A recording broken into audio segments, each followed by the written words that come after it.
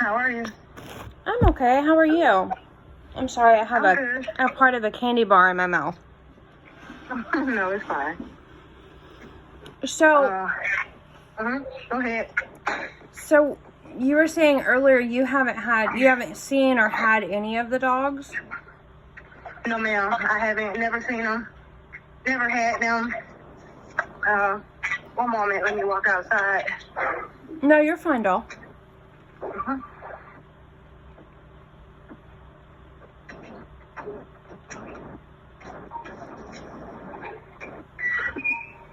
Okay. Hello? Yeah. Yeah, but I've never seen the dogs, never had the dogs. The only dog that I did know about was Pringles. I didn't even know that you gave him 3 dogs. Yeah, I've never seen these dogs a day in my life. There was 4 dogs that he took for training or to quote unquote adopt out.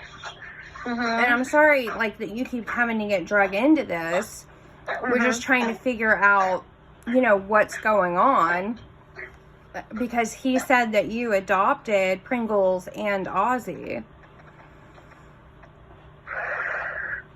So is he still telling you that I have anything to do with these dogs? That's not true. Wow. I don't even know who Ozzy is. Okay, so I have a 4-year-old daughter. I have a 13-year-old son. I have a 7-year-old son. Right. I don't big dogs. I don't do big dogs. I have a Yorkie. I have a teacup Yorkie. Oh my goodness. I don't fool with big dogs. I've never seen these dogs. I've never heard of these names other than Pringles.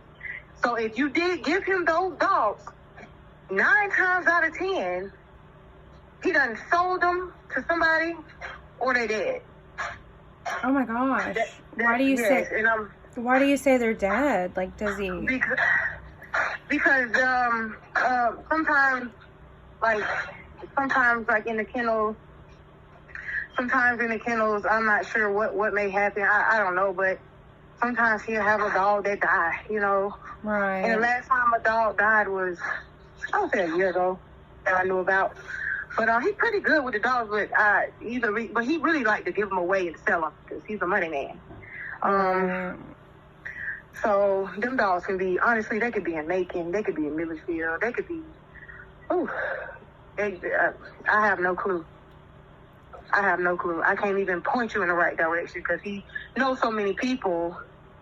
Those dogs, I don't think he's going to get those dogs back. Oh my gosh. I'm sorry. Is he trying to get you, like, I know you said the other day that, that Pringles got loose and what have you. Is he having you, like, trying to cover for him? Is that kind of the... I have no dealings with him, not anymore. Especially after all this, we have no dealings. He's probably been at his wife's house. I haven't seen him in almost a month. So I don't know what he has going on. I blocked him completely out of my life. I blocked all his numbers. I have nothing to do with it. Like, nothing. There's nothing nobody could do to try to implement me into it except for what I told you I admitted to. Other than that, but I didn't have a dog. Never had a dog, never seen the dogs. And I was blinded by the facts when he told me because I didn't really know the backstory. I just thought I was helping. But turns out he was fucking lying. What do you mean? So that's another reason why I blocked him out. What do you mean the backstory? What we spoke about. What I talked to you about. About the dogs, like, escaping? About Pringles escaping? Yeah, exactly, yes. That's the only thing. But that never happened. Like I told you, that never happened. I've never seen this dog. Ever. Wow. Don't know where the dog is. I'm not a dog woman. I got a teacup Yorkie. I have no clue where these dogs are. I have no clue. The only way you can find out where they are is through him, and good luck with that.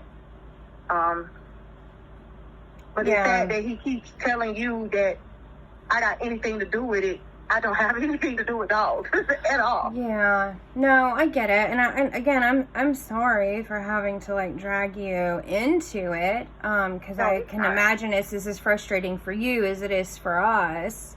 You know, these dogs. If you think about it, I'm sorry. If you think about it, I was trying to help you, if that makes sense. And then in the midst of me trying to help you, I found out he was lying about all this. That's when everything came out. I was like, oh my God, you fucking lying. Right. So now I'm in the middle of it. Like, you know what I'm saying? So me in the midst of trying to help you and I'm talking to him, I'm blind to the fact that what he got going on is a fucking lie. Yeah. So once I figured all of that out between you and him, I blocked him off. I don't got nothing to do with that. Yeah. People don't play about their dogs and I don't, No, they don't. Well, especially rescues. I mean, we save these dogs. These dogs have horrible backstories. Yeah, and I'm pretty sure we paid him for training, you know, because he promised to help try to get them into good homes, and then, you know, he adopted them. Like one dog, you know, he said you were a war widow that lived next door, and you just fell in love with this dog, and then. With Pringles, I think he said you were a stranger that he met in PetSmart. Yeah, I don't know anything about that. Nope. Yeah. I'm sorry. I really hope you find your dogs. I really do. But the only thing is you're going to have to get in touch with him and figure it out. I'm so sorry. What about, so we've pieced together the fact, I know you don't want to be involved, and I want to keep you out of it. We've pieced together the fact that Billy Davis is his trainer or a helper or at least a family member. Yep. He stays across the street from him. Right, because he was saying that, you know, Billy, he was a wounded warrior, and he adopted 2 of the dogs that are currently missing. So maybe they are over there, because he has a kennel too. So it's probably where you can find your dog. It's probably right over there in his kennel. Well, when we tried to, Billy won't talk to us, of course, Clearly. When we, you know, went demanding for him to produce the dogs because he halfway filled out adoption paperwork on those dogs, he says they ran away, which I'm not sure I believe. And then Eddie called, like, yelling and trying to buffalo me, and then he admitted that the dogs could have escaped out of his back fence. He's got a hole in the fence, or they might be in his garage now, and that he had a dog loose in there right now that had escaped. And like, sir, you have aggressive dogs. Why do you have dogs in your garage? I thought you had a kennel. And no, they're all in his garage. They locked in.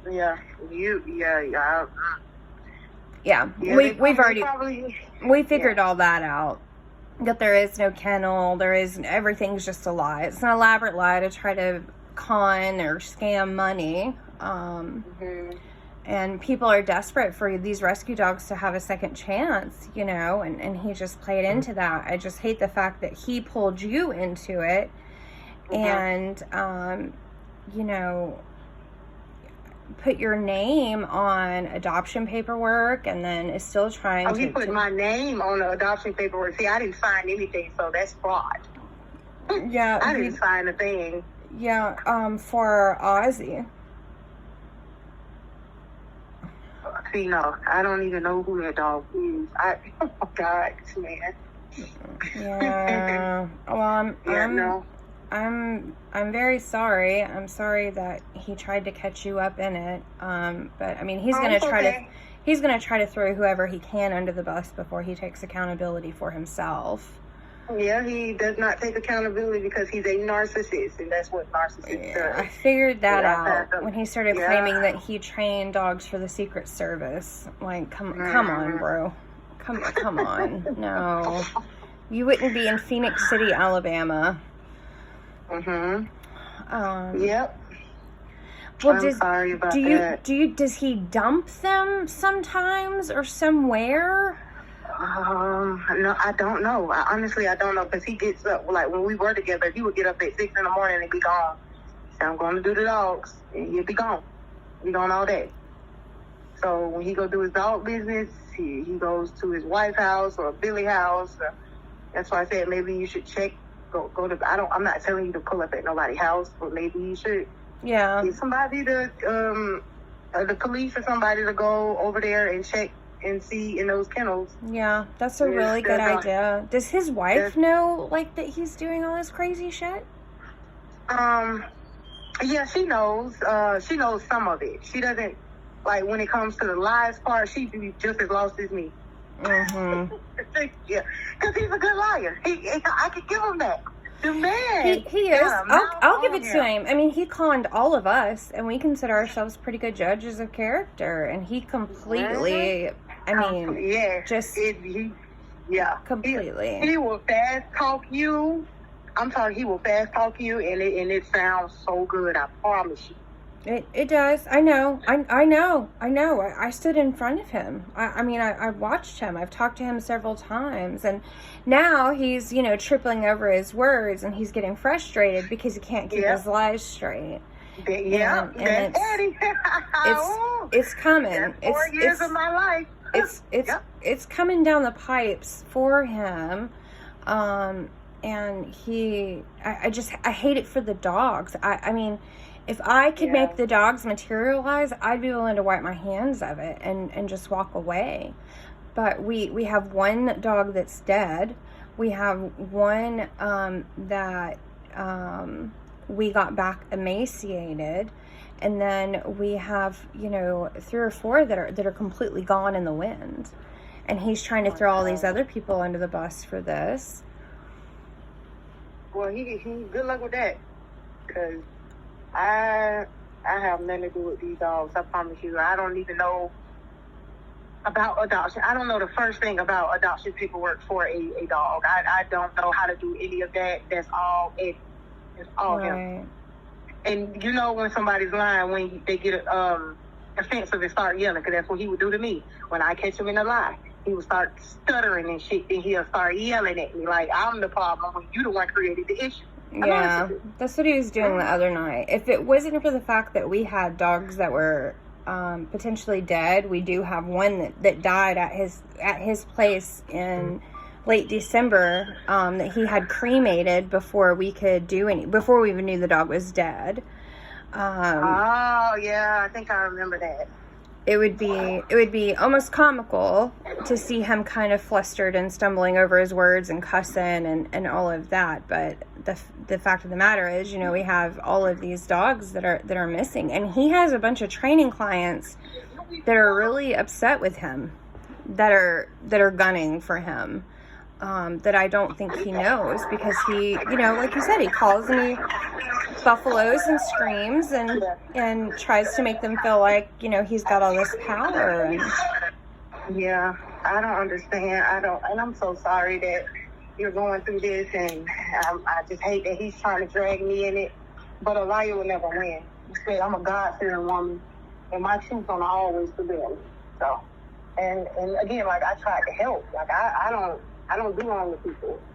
So I don't know what he got going on. But I don't know why he's trying to hide these dogs. I don't know what he got going on. right. Like, why not just give the dogs back? Like, so you could just end the whole situation.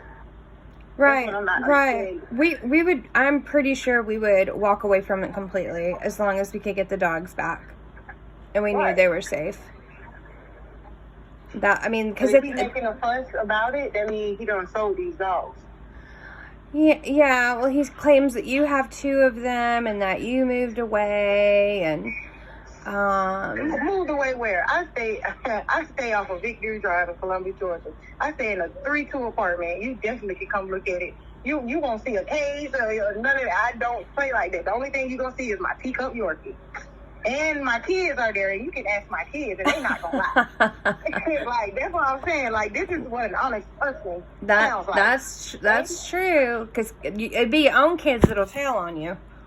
Exactly. Come on now, a 4-year-old, a 7-year-old. A 7-year-old is smart. He gonna tell the truth.